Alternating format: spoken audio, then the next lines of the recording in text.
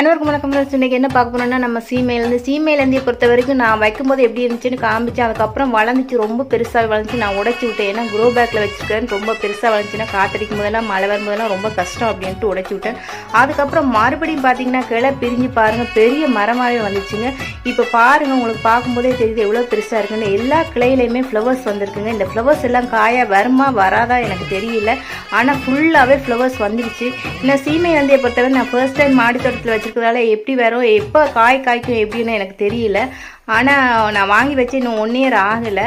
But பார்த்தீங்கன்னா பெரிய மரமாகவே வளர்ந்து நல்ல கிளை பிரிஞ்சு நல்லாவே ஃப்ளவர்ஸ் வந்துருச்சுங்க. ஃபுல்லாகவே ஃப்ளவர்ஸ் தாங்க. பாருங்கள், இந்த ஃப்ளவர்ஸ் எல்லாம் காய் வந்துச்சுன்னா எவ்வளோ காய் வரும்னு எனக்கு தெரியல.